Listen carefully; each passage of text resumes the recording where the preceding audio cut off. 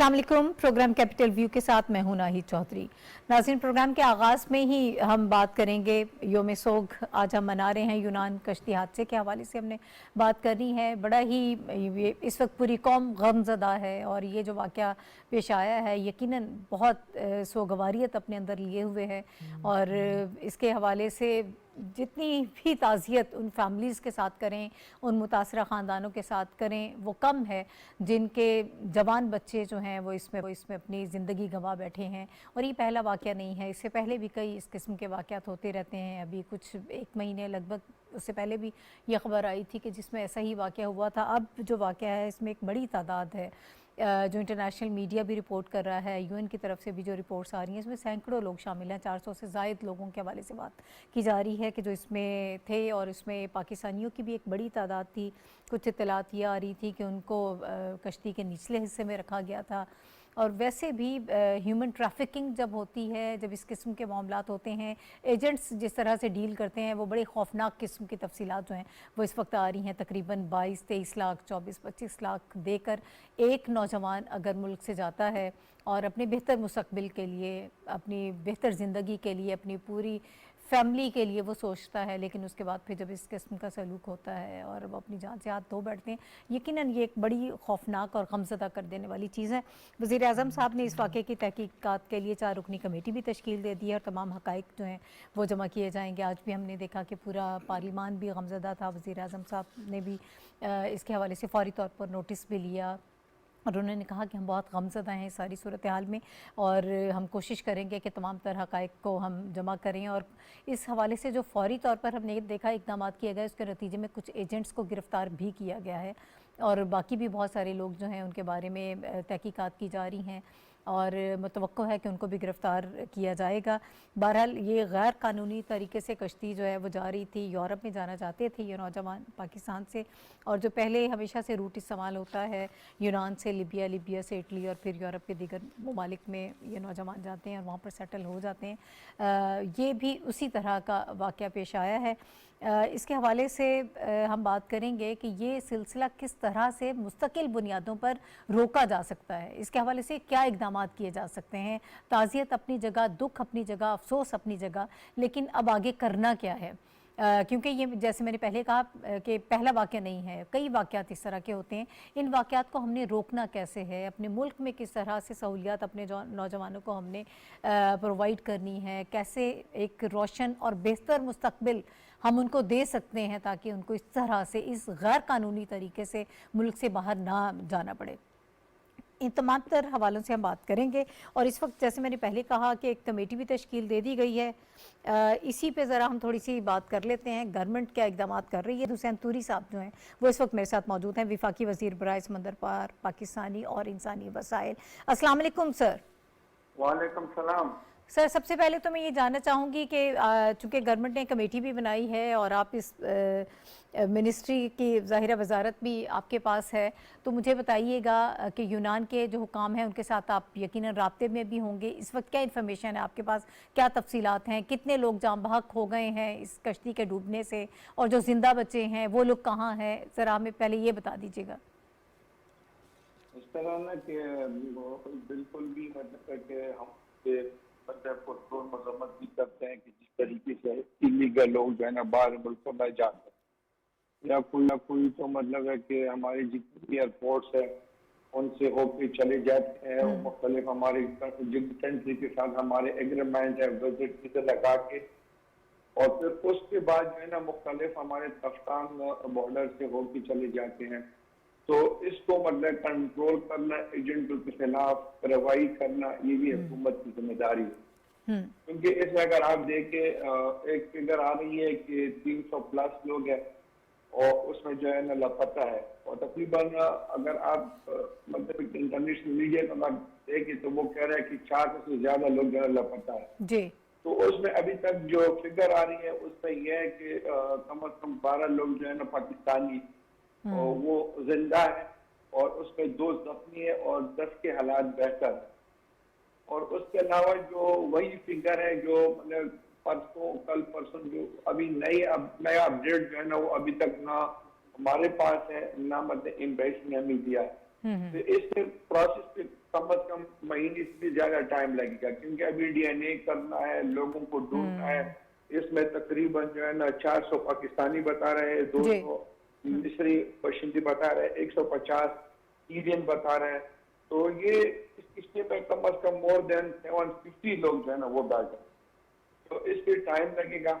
और मैं ये समझता हूँ कि इलीगल तरीके से जो लोग जा रहे हैं, आपकी वसात से हम उनको एक मैसेज दे रहे हैं कि काइंडली अफराद के लिए हमारी यूथ ज़ाया हो रही है। आप लोग जिस तरीके से हमने पूरी दुनिया के साथ मतलब हमने एग्रीमेंट किए, एग्रीमेंट के थ्रू एक साल में हमने 2,21,000 से ज्यादा लोग बाहर मुल्कों में भेजे हैं। लीगल तरीके से जाए, जो स्टेट लोग हैं, जो प्रोफेशनल है, जो IT वाले हैं, एग्रीकल्चर वाले हैं, लेबर वाले हैं। सऊदी अरब के साथ हमारा एग्रीमेंट हुआ है, जापान के साथ हुआ है, कोरिया के साथ, रोमानिया के साथ, जर्मन के साथ फाइनल हो रहा है, यूक्रेन सॉरी ये बाकू अजरबैजान के साथ हो रहा है, इराक के साथ फाइनल हो रहा है। तो मेन चीज है ना, इलीगल तरीके से जो है ना जो लोग हमारी यूथ जाया हो रही है, तो उसका हमें अफसोस भी है। और हमारी इंटीरियर मिनिस्ट्री को भी मतलब है कि इस पे एक्शन लेना चाहिए। जी सर, अगला सवाल मेरा यही था कि किस किस्म का एक्शन एक्सपेक्ट करें हम, क्योंकि मुस्तकिल बुनियादों पर इस मसले को रोकना चाहिए, ख़त्म करना चाहिए। जो एजेंट्स लोगों की ज़िंदगी से खेल रहे हैं, लाखों रुपए ले रहे हैं, लेकिन इसके बावजूद जो बच्चे हैं जो जा रहे हैं नौजवान वहाँ पर, वो अपनी ज़िंदगी से हाथ धो बैठते हैं।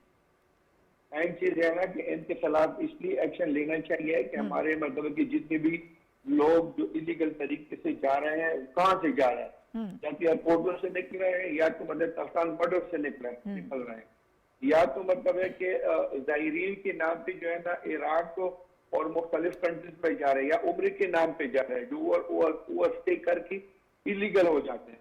तो उससे हमारे मुल्क की भी बदनामी है, हमारी भी बदनामी है। मेन चीज ये है कि इनके खिलाफ जो है ना एजेंटों के खिलाफ हो FIA वाले हमारे स्टेट हेल्थ इदारे हैं, उनको एक्शन लेना चाहिए। ये पहली दफा नहीं हुआ है, एक किस्तें डूब गए। इससे पहले भी तकरीबन 10 साल में जो है ना कम से कम हजारों लोग जो है ना, हमारे हजारों यूथ जो है ना जाया हो। सही सही, बहुत शुक्रिया साजिद हुसैन तूरी साहब हमारे साथ मौजूद है, वफाकी बराए समंदर पार पाकिस्तानी और इंसानी वसाइल। हमारे साथ हाफिज़ ताहिर खलील साहब भी प्रोग्राम में मौजूद हैं, सीनियर तजियाकार हैं, सीनियर सहाफ़ी हैं। और हमारे साथ रशीद साफ़ी साहब भी मौजूद हैं, साफ़ी साहब भी सीनियर सहाफ़ी हैं, तजियाकार हैं। आप दोनों हज़रात का बहुत शुक्रिया। इसके अलावा वाया स्काइप हमें शहज़ादा जुल्फ़िकार साहब ज्वाइन कर रहे हैं। शहज़ादा जुल्फ़िकार साहब भी सीनियर सहाफ़ी हैं और सीनियर तजियाकार हैं। सर आपका भी बहुत शुक्रिया हमें प्रोग्राम में ज्वाइन करने के लिए। हाफिज़ साहब, जिस तरह से पहले मैंने कहा, ये पहला वाक़या नहीं है, इससे पहले भी हम मुख्तलिफ वाक़यात और इस किस्म की ख़बरें हम सुनते आ रहे हैं। और जैसे आपसे बात हो रही थी, ये सिर्फ पाकिस्तान का मसला भी नहीं है, ये अब हमारे जैसे तरक्की पजीर जो बाकी ममालिक हैं उनके साथ यही प्रॉब्लम्स हैं। तो इसको कैसे रोका जा सकता है? पहले तो एक आप सिनेरियो जो पूरा ड्रॉ कर रहे थे कि किस तरह से ये जाते हैं और वहाँ पर क्या हालात व वाक़यात होते हैं, क्या उनके साथ सलूक किया जाता है, एजेंट्स कैसे बिहेव करते हैं, पहले मैं चाहती हूँ कि वो थोड़ा सा प्रोसेस हमें समझा दें। लेकिन बात यह है कि ये आपने बिल्कुल दुरुस्त निशानदेही की कि ये सिर्फ पाकिस्तान का मसला नहीं है, बल्कि हमारे ख़ित्ते में जो तरक्की पजीर ममालिक हैं उसमें हमारे नौजवान जो हैं वो सुहाने सपने और नई ज़िंदगी की तलाश में इस तरह जा रहे हैं और समंदर बुर्द हो रहे हैं। ये बड़ा अलमिया है, और सिर्फ ये पाकिस्तान के लिए नहीं बल्कि ये दूसरे तरक्की पजीर मुल्कों के लिए भी ये लम्हा फ़िक्रिया है कि उनके नौजवान जो है समंदर बुर्द क्यों हो रहे हैं। और हमारे ये इन मुआशरों में हमें उन इक़दामात की ज़रूरत है कि जिनकी वजह से हमारे नौजवान गैर कानूनी तरीके से बाहर जा रहे हैं। देखिए, उसमें सिर्फ एक एजेंट से इन्वॉल्व नहीं होते, ना ही इसमें एक बहुत बड़ा नेक्सिस है, इसमें बहुत बड़ा माफिया चल रहा होता है, बहुत बड़े बाअसर लोग जो हैं इस पर काम कर रहे होते हैं कि वो सिर्फ ये कि गैर कानूनी रास्ते से बॉर्डर क्रॉस करते हैं, उसमें भी बहुत से लोग मुलव्वस होते हैं बॉर्डर क्रॉसिंग में, और दोनों तरफ के लोग होते हैं, सिर्फ पाकिस्तान के नहीं होते। जिस मुल्क का बॉर्डर क्रॉस किया जा रहा होता है उनके लोग भी मुलव्वस होते हैं, और ये सब कुछ काम पहले से तयशुदा मामलात होते हैं। एक तो ये है कि देखें, आप ये देखें कि जो नौजवान जा रहे होते हैं वो एक मखसूस इलाके के, आप ये भी देख लें कि यहाँ पर 298 अफराद के जाँ बहक होने की, जो पाकिस्तानी अफराद जाँ बहक हुए हैं बदकिस्मती से, वो एक मखसूस इलाके के लोग हैं जिनमें से अक्सरियत जो है वो गुजरावाला, गुजरात, मंडी बहाउद्दीन, मीरपुर, कोटली, ये एक मखसूस बेल्ट है जहाँ से लोग जा रहे हैं।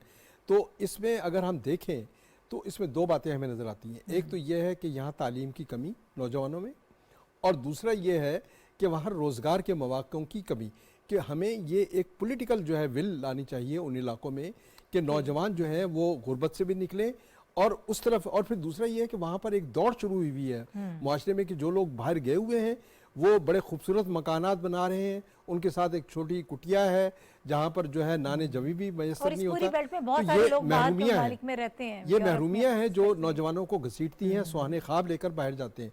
तो एक तो यह है कि हुकूमत को ये एक वसी तर इक़दामात की ज़रूरत है, लेकिन उसके लिए बड़ी आगाही मुहिम चाहिए कि उसमें पार्लियामेंट भी काम करे, हमारी सिविल सोसाइटी भी काम करे। ये सब का एक मुश्तरका फ़र्ज़ है, ये सिर्फ हुकूमत का काम नहीं है कि वो इसको इस कभी फेल से लोगों को रोके, बल्कि इसमें सिविल सोसाइटी का काम भी है, इसमें नौजवानों का काम भी है, इसमें असातिज़ा का काम भी है, इसमें तमाम सोसाइटी के तबकात को मिलके काम करना है। लेकिन हुकूमत को कुछ पुख्ता अज़्म के साथ फैसले करना, ये अच्छा हुआ। देखिए प्राइम मिनिस्टर ने एक तो यह है कि बर वक्त इक़दाम किए और आज उन्होंने यहाँ यूनान की गवर्नमेंट से दोबारा ये कहा और उसके बाद यूनान की जो गवर्नमेंट है उन्होंने दोबारा रेस्क्यू ऑपरेशन जो है उसको बहाल किया है, वरना उन्होंने कल ऑपरेशन ख़त्म कर दिया था। अब यह है कि बाकी जो लोग, अगर कोई उम्मीद है तो उनको भी समंदर से निकाला जाएगा, वरना जो लाशें हैं उनको निकाल कर महफूज किया जाएगा ताकि पाकिस्तानियों को वापस की जा सके। अब देखें, अब मिनिस्टर साहब बता रहे हैं वो भी एक लंबा प्रोसेस है, 1 महीना तकरीबन वो इसमें देखिए ना, लग उसमें जाएगा, डीएनए का DNA काम टेस्ट है और फिर होगा। वो जो बताया जा रहा है वहाँ से जो रिपोर्ट्स आ रही हैं कि वो मैयतें और लाशें जो हैं वो समंदर में पानी की वजह से इतनी ख़राब हो चुकी हैं कि उनको हाथ लगाना भी मुश्किल हो रहा है। तो ये भी एक इशू है कि कितनी अरसे तक उनको बाहर रखा जा सकेगा सर्द खानों में। तो ये तमाम इश्यूज़ हैं और वहाँ पर अब फैमिलीज़ पहुँच रही हैं, उनको डीएनए उनके हो रहे हैं, बहुत अब एक लंबा प्रोसेस है। तो हुकूमत जो है वो तो अपने तौर पर काम कर रही है, लेकिन ज़रूरत इस बात की है कि इसके लिए जो हमारी मुआशरती और समाजी जिम्मेदारियाँ हैं और सियासी तौर पर जो पार्लियामेंट को काम करना चाहिए वो आगे बढ़े। और आज ख्वाजा आसिफ साहब की जो तकरीर थी वो इस लिहाज से बहुत अच्छी तकरीर थी कि ये लोग जो है ये नहीं देखना चाहिए और तहकीकात का महवर सिर्फ ये नहीं होना चाहिए कि ये कैसे गए, बल्कि हमें तहकीकात का महवर ये भी बनाना चाहिए कि ये क्यों गए, वजूहात जो है वो बहुत अहम होता कि है ये क्यों गए, जानना, और हमें बिल्कुल। उन वजूहात को ख़त्म करना होगा, उनका अजाला करना होगा और उनके सद्देबाब के लिए इक़दामात करना होंगे। सही है, मैं यही मुस्तकिल बात बुनियादों पर। साफ़ी साहब से भी जानना चाह रही थी कि साफ़ी साहब जो अब ये वाक़या हुआ है बहुत अफसोसनाक वाक़या है, गमज़दा कर देने वाला वाक़या है, लेकिन इसकी वजूहात के पीछे जाना बहुत ज़रूरी है ताकि अगर हम कोई ऐसा लाहेअमल बनाना चाहें कि मुस्तक़बिल में इन चीज़ों को रोका जा सके, उसको रोकने में बड़ा अहम होगा। क्या वजूहात हो सकती हैं आपकी नज़र में? मुमकिना तौर पर क्या लगता है आपको? एक बेहतर मुस्तक़बिल का ख्वाब तो सभी देखते हैं। देखिए, वजूहात तो कई है और सबसे बड़ी वजह तो हाफिज़ साहब ने आपको बयान कर दी कि एक सुनहरे मुस्तक़बिल की तलाश में ये नौजवान गलत रास्ते का इंतखाब करते हैं। बहुत बड़ा हादसा हुआ है यूनान में, ये कोई छोटी बात नहीं है। सैकड़ों की तादाद में पाकिस्तानी और इसके साथ साथ दुनिया के दीगर ममालिक से ताल्लुक़ रखने वाले जो तारकीन वतन थे, गैर क़ानूनी तौर पर जाने की कोशिश कर रहे थे यूरोप, वो जब हक़ हुए हैं तो उनके लवाकिन और उनके जो चाहने वाले हैं, रिश्तेदार हैं, उनसे तो पहले तो दिली ताज़ियत और जो ज़िम्मेदार है उन पे लान तान भी जारी है। और ना सिर्फ मुल्क के अंदर बल्कि बैनुल-अक़वामी सतह पे भी जो हुकूमतें, जो इदारे इस किस्म के इक़दामात को रोकने के मजाज हैं, उन सब पे लान तान हो भी रही है और हो भी चुकी है। इससे हट के जो आपका एक जो सवाल था उससे मुंसलिक मैं एक सवाल उठाना चाहता हूँ, अगर इजाज़त हो तो। उस पर यह है कि ये कौन सी गुर्बत है जिसका मदावा सिर्फ यूरोप ही में मुमकिन है, और वो कौन सी गुर्बत और बेरोज़गारी है जो 40-45 लाख रुपए लगा के और अपनी जान को, चले पैसों को भी एक साइड पे रखते हैं, अपनी जान को ख़तरे में डाल के और समंदर बुर्द हो के अपनी गुर्बत के ख़ात्मे के लिए जो कोशिश की जाती है। आपकी तरफ वापस आती हूँ। अभी शहज़ादा साहब को हम गुफ्तगू में शामिल कर लेते हैं। शहज़ादा जुल्फ़िकार साहब, सर मैं आपकी तरफ आ रही हूँ। वजूहात हम जानने की कोशिश कर रहे हैं कि क्या वजूहात होती हैं मुमकिन तौर पर, या ज़ाहिर है हम इस सोसाइटी का हिस्सा है, इस माशरे में रहते हैं, हमें पता है कि लोगों के क्या मसाइल होते हैं। अब ये 300 ये 400 सिर्फ नौजवान नहीं हैं, बल्कि ये 300-400 फैमिलीज़ हैं।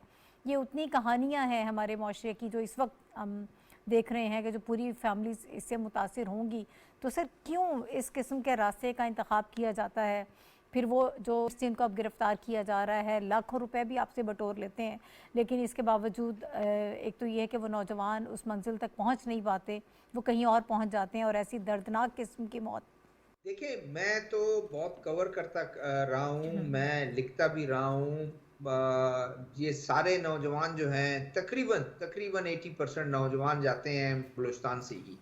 बलूचिस्तान से मुख्तलिफ उनका एरिया है, कहीं पर चोरी छुपे जो है, मन जो है बहुत बड़ा जो है वो उनका वो रूट है, वहीं से वो जाते हैं, वहीं से गुजरते हैं, ईरान में छुपते छुपाते आगे निकल जाते हैं और उसके बाद फिर लॉन्चों में और उधर पहुंचने की कोशिश करते हैं, टर्की जाते हैं, टर्की से जो है बेल्जियम, ग्रीस, ये जाकर वहाँ फील्ड में काम करते हैं। बहुत से लोग जब उनको निकाला जाता है, वापस रिपेल किया जाता है, उनको दोबारा भेजा जाता है, तो उन लोगों से हमारा इंटरव्यू भी होता है और हम उनसे बात करते हैं। इसी तरह मैं खुद यूरोप गया हूँ, बेल्जियम गया हूँ, जर्मनी गया हूँ, ऐसे लोगों से मेरी मुलाकात हुई, बात हुई है। सबके पीछे एक स्टोरी है कि 4 बहनें हैं, 3 बहनें हैं, बहुत ही हम एक छोटे से घर में रहते हैं, मुझे उनकी शादियां करनी है और मैंने जो है उनके लिए बेहतर सुनहरा ख्वाब यही है कि सब चाहते हैं कि यूरोप की जिंदगी, लाइफ स्टैंडर्ड बहुत अच्छा है, वहाँ पैसे अच्छे मिल जाते हैं। मैं 99 में जर्मनी में गया, एक नौजवान मुझे मिला और वो नौजवान कहता है कि मैं तो इलीगल रह रहा हूँ और मेरे केस का फैसला होना है, मैं इधर 13 साल से रह रहा हूँ। उस जमाने में मैंने हिसाब लगाया कोई 28,000 रुपए उसको मिलते थे और चोरी छुपे वो काम भी करता है। कहता है इसी पैसों से मेरी बहनों की शादियां भी हो गई हैं और मैं भी घर बना रहा हूँ, लेकिन किसी के मरने पर मैं नहीं जा सकता हूँ, किसी की शादी पे नहीं जा सकता हूँ, कोई, बिल्कुल मैं कट गया हूँ। यानी अपनी पूरी वो लाइफ जो है पूरी खानदान के लिए कुर्बान कर देते हैं। कहते हैं कि भाई माँ बाप ने हमें जो है ना वो, ये बात बिल्कुल सही है।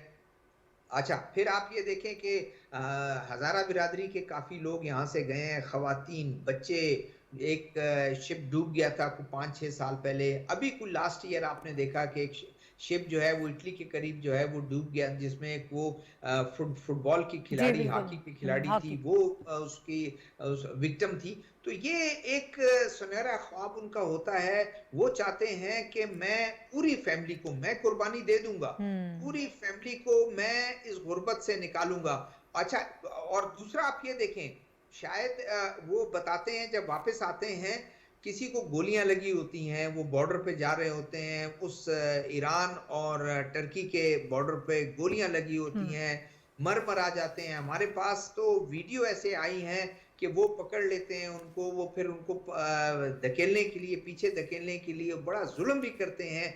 मुख्तलिफ मुल्कों के फोर्सेस यूनान में वो जाते हैं, वो कुछ जहाँ कुछ अरसा वो रहते हैं तो वहाँ फील्ड में काम करते हैं, बहुत ही एक बुरी हालत में, लेकिन वो सिर्फ उनको एक नजर आ रहा होता है। देखें, ये एक और बात आप देखें कि जब अफगानिस्तान में वो आपने देखा होगा वो जहाज पर जब वो लोग जा रहे थे और इनखिला हो रहा था, तो कैसे कैसे लोग वो जहाज पर चढ़े, उनके पहियों से लटक रहे हैं, कितनी बुलंदी से। ऐसे है बहुत बिल्कुल। ही मशहूर फुटबॉलर था, बहुत ही मशहूर फुटबॉलर था, और वो गिरा।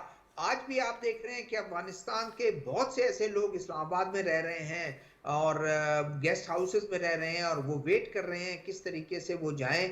ये तो एक लीगल तरीका है, लेकिन इलीगल तरीके से वो जाकर उस तक पहुंचना सिवाय गुर्बत के कुछ नहीं है। और ये एक चीज मैं ऐड कर लूं, सर मैं आपकी तरफ वापस आती हूँ कि इसके जी। लिए क्या स्ट्रैटेजी बनाई जा सकती है, किस किस्म का ऑपरेशन किया जा सकता है कि इन चीज़ों को रोका जाए, एजेंट्स को ख़ास तौर पर। अब वज़ीर आज़म साहब जो है उन्होंने बड़ी सख्ती की है, गिरफ़्तार किया जा रहा है। FI बता रही है कि अभी मैं देख रही थी वज़ीराबाद से भी एक मुलजिम को गिरफ़्तार उन्होंने किया है जो लिबिया में मरकज़ी एजेंट्स को पैसा भेजता था। मैं साफ़ी साहब आपकी तरफ आऊँगी, एक तो आप अपनी बात मुकम्मल कर वो जो वजूहात जिनके हवाले से हम बात कर रहे थे कि नौजवान, अब जैसे शहजादा साहब बात कर रहे हैं कि एक शख्स जो है वो कुर्बानी देता है पूरी फैमिली में ताकि मेरी पूरी फैमिली जो है वो बेहतर तरीके से ज़िंदगी गुजार सके, लेकिन उसका अपना कोई मुस्तकबिल नहीं होता और अक्सर वो अपनी जान भी इस तरह से उसे हाथ धो बैठता है।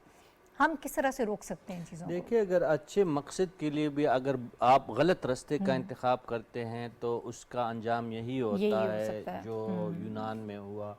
हम ये तस्लीम करते हैं कि पाकिस्तान में बासलाहियत और स्किल्ड नौजवानों के लिए भी रोज़गार के मौक़े महदूद हैं और बहुत सारे यहाँ पे माशी मसाइल अपनी जगह पे, वो एक अलग कहानी है। और ये हमारे जो माजी के हुक्मरान हैं, इनसे ये भी सवाल बनता है कि आप जिन नौजवान तबके को आप अपना सरखेल दस्ता करार दे रहे थे और उनकी आपने जिस तरीके से जहन साजी की थी, यानी अपने सियासी मकासद को इस्तेमाल करने के लिए आपने उनको एक कल्ट की शक्ल में कुछ नौजवानों को तब्दील किया, तो बेहतर ये ना होता कि आप इनके लिए रोज़गार और उनके जहन में कोई मस्बत तब्दीली लाते, उनके लिए यहाँ पे रोज़गार के मौक़े पैदा करते जिस तरह मौजूदा हुकूमत कर रही है। ये एक दिन की कोई कहानी तो नहीं होती कि रातों रात जो है आपके लाखों नौजवान जो है बेरोज़गार है और उनको रोज़गार की और बेहतर मुस्तकबिल की तलाश है।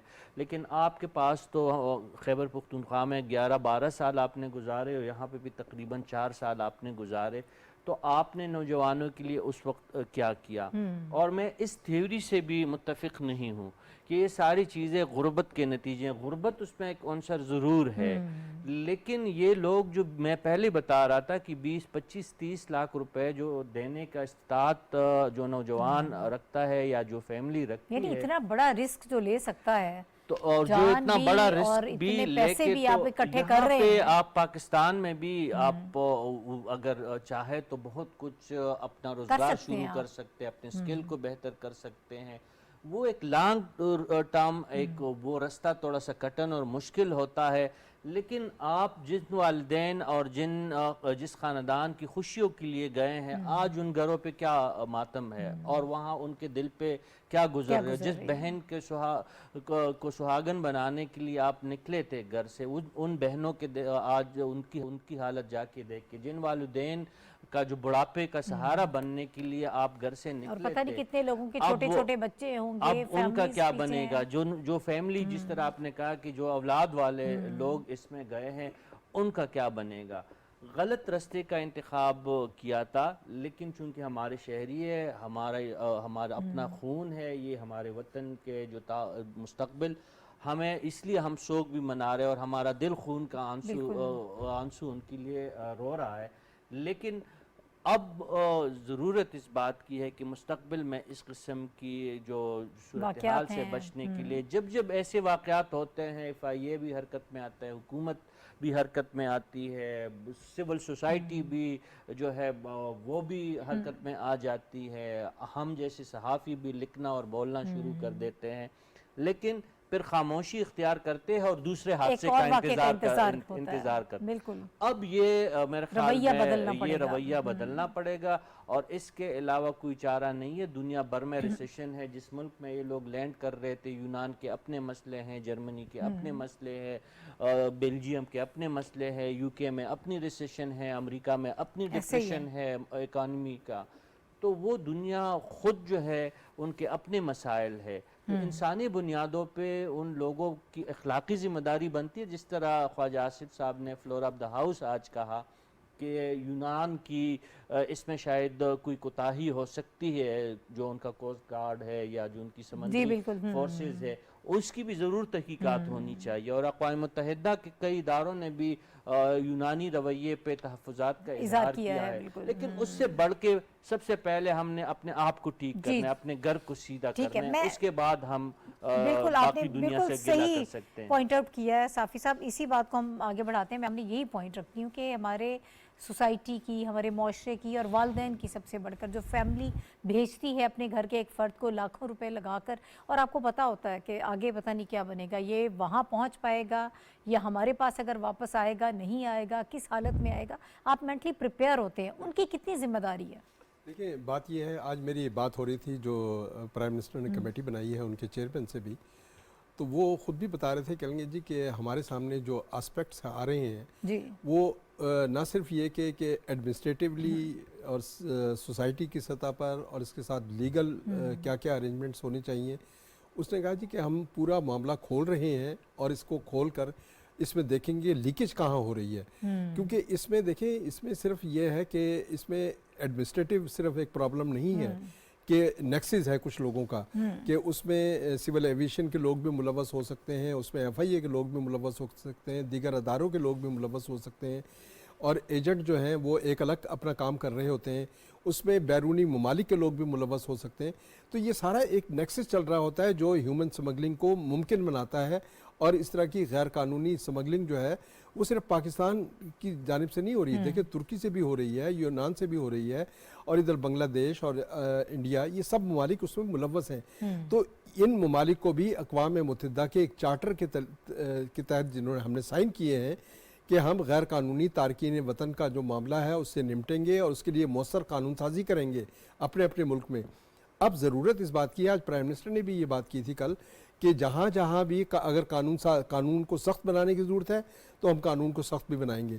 तो आज स्पीकर ने भी ये बात कही है कौमी असम्बली के इजलास में कि इसमें बताया जाए कि कानून जो है मुतल्लिका कवानीन उसमें कहाँ कहाँ सकम मौजूद हैं ताकि उसको दूर किया जाए और हम मुआशरे को इन नौजवानों के लिए जो बेहतर मुस्तकबिल का ख्वाब लिए बाहर जाते हैं उनके लिए हम पाकिस्तानी मुआशरे को इस काबिल बनाएं कि पाकिस्तान का मुआशरा जो है वो इन नौजवानों को रोज़गार भी दे और ये अपने मुस्तकबिल को बेहतर बना सके। ठीक है, अच्छा एक और एस्पेक्ट है, मुख्तसरन मैं चाहूँगी सर शहजादा जुल्फ़िकार साहब इस पर बात कर लीजिएगा। मुआशरे की बहुत ज़्यादा जिम्मेदारी है, फिर उन वालिदैन की, उन फैमिलीज़ की जो भेजते हैं एक शख्स को, उनकी बहुत ज़्यादा जिम्मेदारी है कि हालात जानते बूझते हुए वो उनको कुर्बान कर रहे हैं। इसमें मीडिया का क्या रोल है? मीडिया किस तरह से इस पे काम कर सकता है? हम लोग इस पे बात कर रहे हैं, हमारी सहाफ़ी बरादरी जो है वो इस पे बात कर सकती है, इस पे ड्रामास बनाए जा सकते हैं, इस पे फिल्म्स बनाई जाती हैं, जानी चाहिए लेकिन बहुत कम पाकिस्तान में। एक आध शायद मेरे जहन में आ रहा है जिंदा भाग या इस किस्म की जो प्रोजेक्ट्स हैं वो हुए, शायद बहुत ज़्यादा पजीराई नहीं मिलती इसलिए इस पर काम नहीं होता, लेकिन इसकी बहुत ज़्यादा ज़रूरत है ताकि अगला रुख भी दिखाया जाए कि कैसे आप जाएंगे और क्या हालात होंगे। देखिए, इससे पहले थोड़ा मीडिया से पहले मैं बहुत ही मुख्तसरन ये कहूँगा कि गवर्नमेंट्स को रोजगार के मौके पैदा करना चाहिए। एग्रीकल्चर में बहुत ज्यादा स्कोप है, एग्रीकल्चर में, आपके लाइव स्टॉक में, खासकर आप देखें कि जो दही एरिया है वहाँ, ये दही एरिया से ही तमाम लोग आते हैं। अगर रूरल एरियाज में उन मौकों को पैदा किए जाएं यूथ के लिए, जैसे प्राइम मिनिस्टर ने जो है काफी कंसर्न शो किया। जी आगे जाके हम उस पर बात भी करेंगे, एक नई स्कीम है उसके हवाले से। लेकिन सर जो 22-25 लाख चाहे वो उधार लेते हैं, चाहे वो किसी भी तरह से मैनेज करते हैं, वो बाहर भेज देते हैं अपने बच्चों को और उनकी जान को भी खतरा है। अगर इतने ही पैसे आप अपने मुल्क में इन्वेस्ट करें, कोई छोटा मोटा कारोबार शुरू कर ले, तो वो ज्यादा बेहतर ऑप्शन है। मैं वो इसी तरह रहा होता है। देखिए, वो जो समीडा है, समीडा एक ऐसा अदारा है, ये मीडिया के थ्रू उसको पब्लिसाइज करना चाहिए, इसको जो है बताना चाहिए, लोगों को ये शऊर देना चाहिए कि समीडा के पास ये जो गवर्नमेंट का अदारा है, आप जाएं उनके पास, वो आपको प्लान बना के देंगे। लोग डरते हैं कि ये 25 लाख 30 लाख जो है पता नहीं डूब जाएंगे, उनको ये नहीं होता कि भाई वहां जाकर बंदा मर जाए तो फिर तो डूब गया, या उसके साथ धोखा, अक्सर धोखा भी हो जाता है, बंदा वापस लौट आता है और धोखा हो जाता है, उसके बाद वो कहता है और पैसे लेके आओ। ये चीजें। अब दूसरी बात जो आप मीडिया की बात कर रहे हैं, मरियम औरंगजेब साहिबा जो है फेडरल मिनिस्टर, उन्होंने अभी पिछले दिनों लाहौर गई थी, उन्होंने ऐलान किया और एक डिटरमिनेशन का इजहार किया कि हम सिनेमा को दोबारा से फिल्म इंडस्ट्री को रिवाइव करेंगे। बिल्कुल, मैं समझता हूं कि इस पे जो फिल्म इंडस्ट्री है वो इन चीजों को देखे और इस किस्म के प्रोजेक्ट्स होने चाहिए, कंटेंट जो है वो इस किस्म का जरूर उसमें शामिल करना चाहिए, जो हमारे असल मसाइल है उनको एड्रेस करे। लोगों को बताना चाहिए, उनमें कहीं ना कहीं कोई पहलू निकले कि भाई आप अपने बच्चे को आप मौत के हवाले कर रहे हैं। जी बिल्कुल, क्या तो ठीक है, वरना तो आपके लिए वो बिल्कुल बैकफायर होगा आपका ये सारा प्लान। इसी तरह ड्रामे जो हैं हमारे, आप देखें कि पीटीवी में कभी ड्रामे इतने अच्छे बनते थे ड्रामे अब उन्होंने भी इरादा किया है कि इसको भी हम रिवाइव करेंगे और बेहतर अंदाज। इसी तरह प्राइवेट जो आपके टीवी चैनल, उनके एंटरटेनमेंट के चैनल, वो इस पे तवज्जो दें। हमारे जो ड्रामा लिखने वाले हैं और वो इस पे जो है कोशिश करें कि इस चीज को बनाएं। इसी तरह मीडिया जो है आपका, सोशल मीडिया इस पे बहुत रोल प्ले कर सकता है। एग्जैक्टली है। गवर्नमेंट की थोड़ी सी तवज्जो हो, उनको इनकरेज करें। जो ठीक है। हमारे जो ब्लॉगर्स हैं वो इस पे बहुत अच्छी अपना रोल प्ले कर सकते हैं, सही है। लोगों में अवेयरनेस क्रिएट कर सकते हैं। जी। ठीक है, बिल्कुल दुरुस्त है। ये एक हॉलिस्टिक अप्रोच जब तक नहीं अपनाएंगे तब तक ऐसे मामलात को डील नहीं किया जा सकता है। गवर्नमेंट जो इक़दाम कर रही है, अभी इन्वेस्टिगेशंस हो रही हैं, एजेंट्स जो उनको गिरफ्तार किया जा रहा है, पूरा ये ऑब्वियसली एक ग्रोह होगा, पता नहीं कितने गिरोह हैं जो काम कर रहे हैं, उन सबको गिरफ्तार किया जाएगा। लेकिन इसके साथ साथ इन चीज़ों को टॉपिक भी बनाया जाए, मौजूए बहस भी बनाया जाए। ये हमारे माशरती मसाइल हैं, ये असल मसाइल हैं जिन पर काम करना ज़रूरी है। और आई होप कि मिनिस्टर साहिबा जब देख रही हैं टीवी ड्रामा और फिल्म इंडस्ट्री को का रिवाइवल चाहती हैं, तो शायद वो ऐसी भी डायरेक्शन ज़रूर देंगी जिनमें जो हमारे असल मसाइल हैं उनकी तरफ फोकस होना चाहिए। अभी आगे बढ़ते हैं, चूँकि हम नौजवानों के हवाले से ही बात कर रहे हैं। ये एक बहुत अफसोस खबर थी जिस पर बात करना बहुत ज़रूरी था। हमने वो वजूहात समझने की कोशिश की जिनकी वजह से ऐसा फ़ैसला फैमिलीज़ करती हैं कि क्यों अपने घर वालों को कुर्बान करती हैं। इसके लिए गवर्नमेंट जो इक़दाम कर रही है, थोड़ा सा उसका भी यहाँ पर जिक्र कर लेते हैं। आज इस्लामाबाद में एक तकरीब हुई है, बड़ी अहम तकरीब इस हवाले से है कि उसमें यूथ को फोकस किया गया है। वज़ीर आज़म, इसमें prime minister national innovation awards की ये तकरीब थी जो आज हुई है। वज़ीर आज़म मियां मोहम्मद शहबाज शरीफ साहब ने इस तकरीब में शिरकत की है और इस स्कीम के तहत ये बताया जा रहा है कि 100 बासलाहियत नौजवानों को में मजमूई तौर पर 16 करोड़ रुपए तकसीम किए जाएंगे और फिर इसके अलावा उनके रोल को उजागर किया जाएगा। हम देख रहे हैं पहली मरतबा बड़े एक पॉजिटिव डायरेक्शन में सरकारी सरपरस्ती जो है वो इस वक्त नौजवानों को दी जा रही है और एक पॉजिटिव डायरेक्शन में उनको लेकर जा रहे हैं। उसके साथ साथ क्योंकि हम सब जानते हैं कि 60% से ज़्यादा आबादी हमारी नौजवानों पर मुश्तमिल है, जहाँ ये हमारे लिए एक बहुत बड़ी ब्लेसिंग है, उसके साथ ही हमारे लिए एक बहुत बड़ा थ्रेट भी है, बहुत बड़ा चैलेंज भी है अगर इसको हम फोकस नहीं करेंगे। वज़ीर आज़म साहब इस वक्त बात कर रहे हैं कि हम जदीद टेक्नोलॉजी, इनोवेशन, रिसर्च और स्किल्स डेवलपमेंट के हवाले से हम काम करना चाहते हैं, नौजवानों को इसमें इंगेज करना चाहते हैं जो वक्त की बड़ी अहम ज़रूरत भी है। और फिर इसके अलावा आलमी मार्केट में नौजवान अपना नाम किस तरह से बना सकते हैं, हम उनको इस तरह से ग्रूम करना चाहते हैं। जो लोग अपना बिज़नेस करना चाहते हैं, इनोवेशंस में आना चाहते हैं, उनको हम बड़े बड़े इन्वेस्टर्स के साथ मिलवाने के मौके फ़राहम करेंगे। एंड आई नो कि शायद इसके साथ एक ये भी होगा कि जो इंक्यूबेशन सेंटर पाकिस्तान में काम कर रहे हैं उन पे भी ज़्यादा तवज्जो दी जाए, वहाँ पर भी नौजवान रजिस्टर्ड हों ताकि दूर दराज के इलाके के जो बासलाहियत नौजवान हैं वो भी इससे फ़ायदा उठा सकें। इसी पर हम बात कर लेते हैं। हाफिज़ साहब, सर आपकी तरफ मैं आऊँगी। ये स्कीम कितनी है? माजी में हमने देखा बदकिस्मती से बड़ी बातें की जाती रही, नारे लगाए जाते रहे, यूथ को फोकस किया जाता रहा, लेकिन उसके मकासद कुछ और थे। जो पॉजिटिव डायरेक्शन हमें चाहिए थी वो मिली नहीं। अब आज कुछ 9 मई के वाक़यात या दीगर बहुत सारे वाक़यात या सोशल मीडिया पर जो इस वक्त हम देख रहे हैं वो उसका एक शाखसाना है, उसका नतीजा है जो कुछ हो रहा है मुल्क में। अभी डायरेक्शन चेंज की है, बड़ी पॉजिटिवली चीज़ों को लेकर आगे बढ़ रहे हैं। What's your take on it? ये बड़ा खुशकुन लम्हा है कि इस वक्त जबकि हम सिर्फ महज नारेबाजी की बात नहीं हो रही, बल्कि देखिए ये बड़ी खामोशी के साथ और प्रैक्टिकली ये इक़दामात सामने आ रहे हैं। ये पहला मौका है कि नेशनल इनोवेशन अवार्ड जो है वो उसका इजरा किया गया है और बुनियादी मकसद ये है कि नौजवानों की सलाहियतों को उजागर किया जा सके और ऐसे बासलाहियत नौजवान जो आगे बढ़ने की और मुआशरे में नाम पैदा करने की और पाकिस्तान के लिए बैरून मुल्क एक्सपोर्ट करने की सलाहियत रखते हैं, अपनी सलाहियतों के ज़रिए उनको ना सिर्फ ये कि आसान अक़सात पर कर्ज़े दिए जाएँ, बल्कि उसमें यह है कि पाकिस्तान की हुकूमत जो है और इससे भी आगे बढ़ के पाकिस्तान की रियासत जो है वो पूरी तरह से इन्वॉल्व होगी नौजवानों को बाइख्तियार बनाने के लिए और नौजवानों की सलाहियतों को उजागर करने के सिलसिले में। उसमें देखें, एक तो ये किया है गवर्नमेंट ने कि रिसेंटली जो बजट पेश किया गया है उसमें हायर एजुकेशन के बजट में तकरीबन 3 गुना इजाफा किया गया है, नंबर 1। और दूसरे नंबर पर यह है कि नेशनल वोकेशनल एजुकेशन ट्रेनिंग जो कमीशन है उसको बाख्तियार बनाया गया है, और उसमें मज़ीद ताकि नौजवानों को हुनरमंद बनाया जा सके, और उसमें अब एंट्री जो है वो फ्री कर दी गई है नौजवानों के लिए, ठीक और है। तकरीबन 100 से ज़्यादा जो है मौक़े उसमें फराहम किए गए हैं, और उसमें आर्टिफिशियल इंटेलिजेंस भी है, टेक्नोलॉजी की, ताकि टेक्नोलॉजी में महारत हासिल कर जी, सके। बिल्कुल। लैपटॉप स्कीम है, उसका दायरा बढ़ाया है। अभी बलूचिस्तान प्राइम मिनिस्टर गए थे, वहाँ लैपटॉप स्कीम के तहत उन्होंने लैपटॉप नौजवानों में तकसीम किए हैं। तो इस दायराकार को अब देही इलाकों तक बढ़ा रहे हैं वो।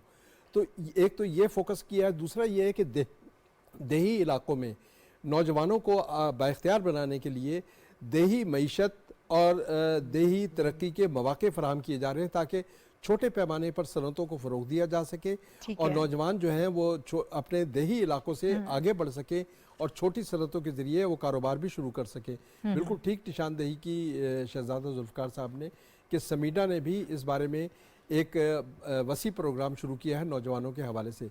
फोकस नौजवानों के हवाले से सिर्फ यही है हुकूमत का कि नौजवान जो है बासलाहियत हो, ताकि हमारा मुस्तकबिल हम बेहतर बना सकें, सिक्योर कर सकते हैं, देखिए बिल्कुल। अगर ये नौजवान आज बासलाहियत होंगे तो हम कह सकेंगे कि अगले 25 साल में पाकिस्तान का फ्यूचर बिल्कुल महफूज हो चुका है। आज हम नौजवानों पर सरमायाकारी करेंगे तो कल ये पाकिस्तान के लिए बेहतर मुस्तकबिल की जमानत बनेंगे। और यही वजह है कि हुकूमत ने कोई 1 करोड़ नौकरियां देने का वादा नहीं किया, बल्कि अमली तौर पर इकदाम ये किए जा रहे हैं कि नौजवानों को आगे लाया जा सके, और उनको अपने पाँव पर खड़ा करके मुल्क की खिदमत के लिए इस काबिल बनाया जा सके कि वो पाकिस्तान के बेहतर रोशन मुस्तकबिल की अलामत बन सके, और इसके लिए ताबनाक मुस्तकबिल की वो एक आगे रोशन मिसाल भी बन सके। ठीक है साफी साहब, कितना इम्पोर्टेंट है इस किस्म की स्कीम इजरा, जो स्कीम आज भी हमने देखी, जो अवार्ड्स की तकरीब हुई है, इसमें नौजवानों को इंगेज किया जा रहा है, कोशिश की जा रही है कि उनको एक पॉजिटिव डायरेक्शन में लेकर जाएं, जो अपनी उनकी एनर्जीज़ हैं, जो उनकी सलाहियतें हैं, उनका इस्तेमाल किया जा सके। बल्कि अहम इकदाम है, और देरा दुरुस्त आयत के मस्दाक इस हुकूमत की ये खासियत रही है। स्पेशली अगर मैं वज़ीर-ए-आज़म शहबाज शरीफ साहब का तज़किरा करूँ तो उन्होंने शुरू दिन से नौजवानों की सलाहियतों को बरूकार लाने का जो है एक अज़म कर रखा है, और हर मौके पे नौजवानों की हौसला अफजाई करते रहते हैं।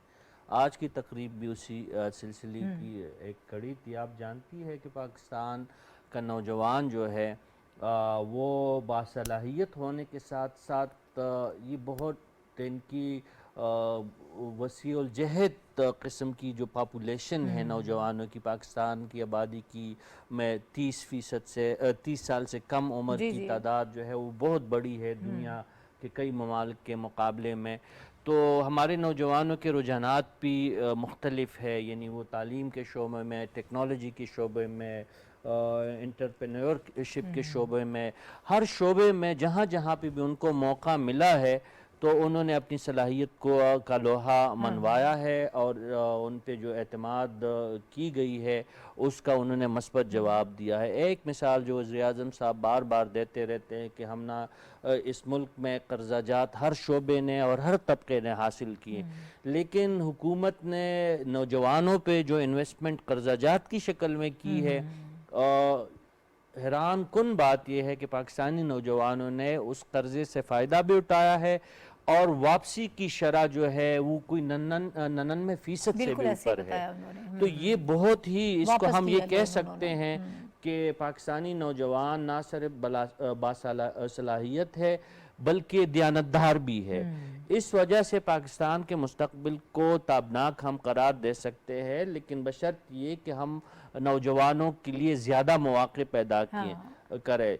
आज शहबाज शरीफ साहब ने दुरुस्त जो है निशानदेही की कि माजी में उन पर तनकीद की गई कि नौजवानों को लैपटॉप बांटे गए। उन्होंने कहा मैंने कोई क्लाशनकोफ तो किसी बच्चे के हाथ में नहीं थमाई थी, लैपटॉप ही दिया था, और उस लैपटॉप का और भी बहुत सारे फ़वाइद थे, लेकिन कोरोना के ज़माने में जिन बच्चों और नौजवानों के पास लैपटॉप की सहूलत मौजूद थी तो वो फासलाती तालीम हासिल करने का सिलसिला उनका जारी रहा और वो मुस्तफ़ीद होते रहे।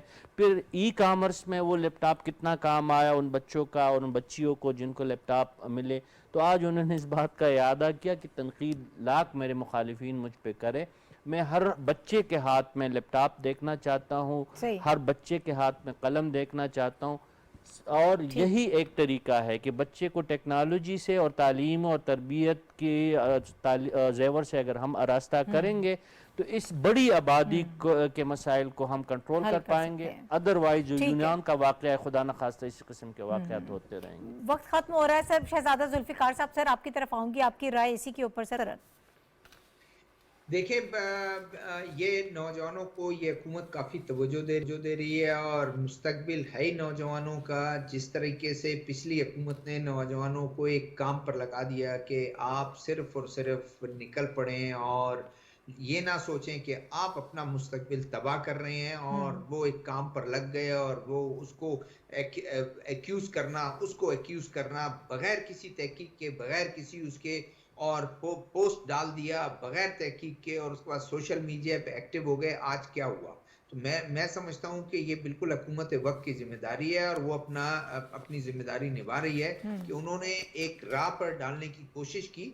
और जिस तरह तूरी साहब अभी वफाकी वजीर साहब फरमा रहे थे कि हम नौजवानों को ट्रेन भी कर रहे हैं और जी उसको बिल्कुल। स्किल ट्रेनिंग भी उनकी होनी चाहिए, ताकि उनके पास वो रजिस्टर्ड वो सारे नौजवान हो, और उसके बाद जब उनकी डिमांड आए खलीज के रियासतों में जी या बिल्कुल। कहीं भी किसी मुल्क में, और उनको भेजा जा सके, ताकि जो है वो एक सरमाया बने और सही राइट वे में जाकर जो है वो अपने सुनहरा ख्वाब उसको जो है उसको शर्मिंदा ताबीर कर सके।